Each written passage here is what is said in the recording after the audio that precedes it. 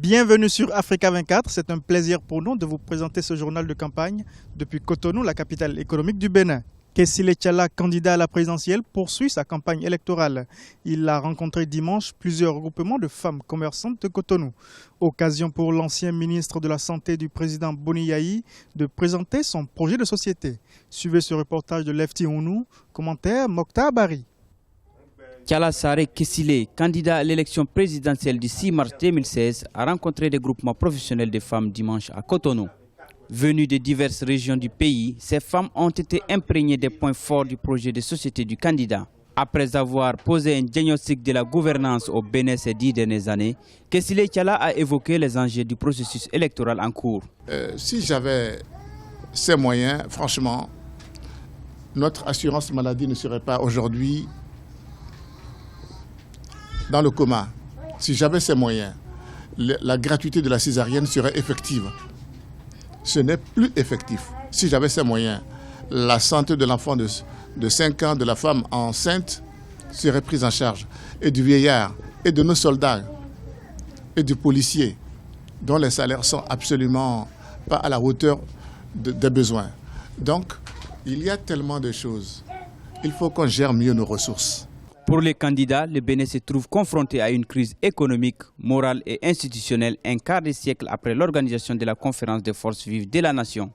La porte de sortie que propose Kessile Tchala est la mise en place de politiques qui attirent les investisseurs et l'autonomisation des femmes qui représentent une couche importante de la société.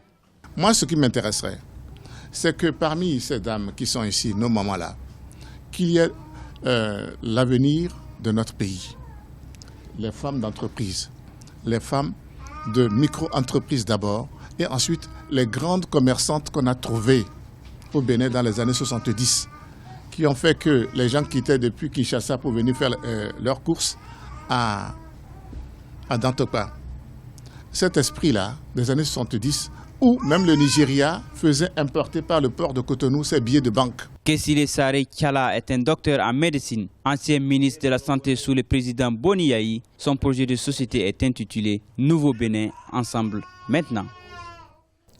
À commencer, Pascal Irénée Koukbaki est allé une fois de plus souligner le bien fondé de son projet de société. Le candidat du Rassemblement de la Nouvelle Conscience poursuit actuellement sa campagne électorale dans le sud du Bénin.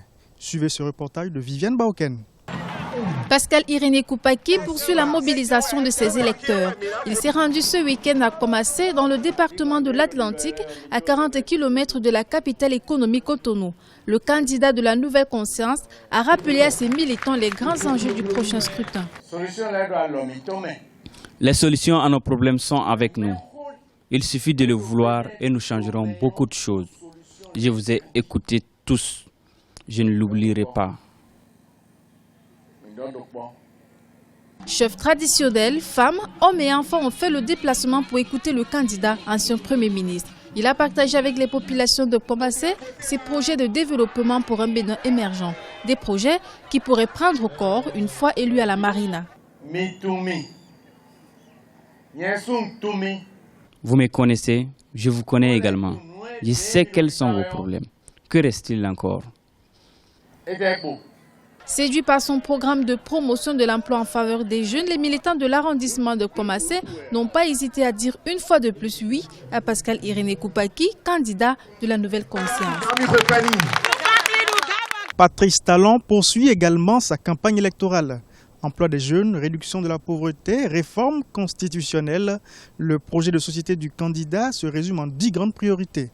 Suivez ce reportage de Mokhtar Bari.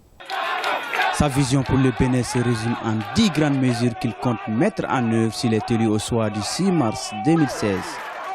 Patrice Talon, le candidat à la présidentielle, veut en premier lieu instaurer un quinquennat unique pour, dit-il, permettre à l'exécutif de véritablement travailler pour le développement du Bénin sans penser au renouvellement de son mandat.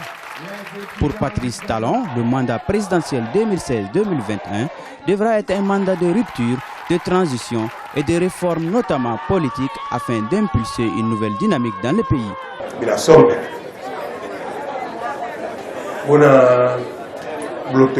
Nous devons développer notre pays sur 2 plans. Réformer l'exécutif en limitant ses pouvoirs Le quinquennat sera également unique pour éviter de nombreux problèmes. Patrice Talon propose la suppression de l'implication et de l'influence du président de la République dans la composition et le fonctionnement de la Cour constitutionnelle, de la Cour suprême, de la haute autorité de l'audiovisuel et de la communication, ainsi que du Conseil supérieur de la magistrature. Le candidat s'est dit confiant pour la victoire du 6 mars. Notre marche vers la marina démarre aujourd'hui.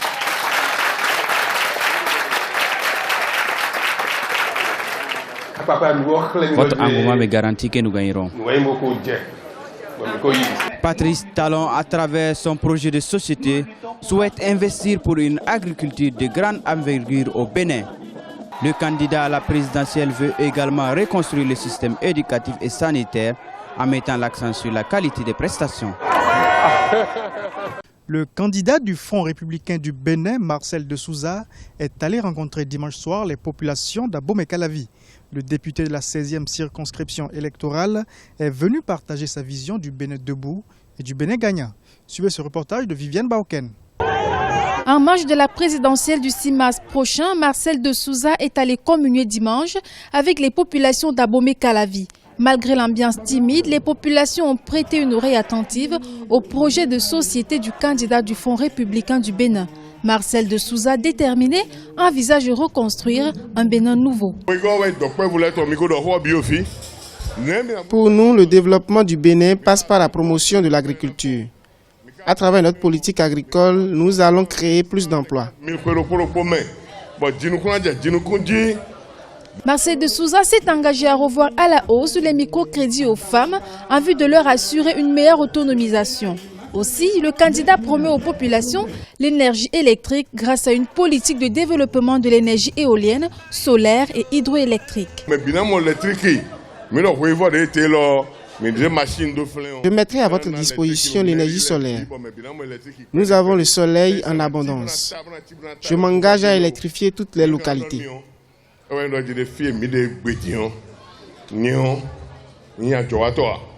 Des projets qui ont ravi les populations qui, à leur tour, se sont engagées à accorder aux candidats leur suffrage le jour du scrutin.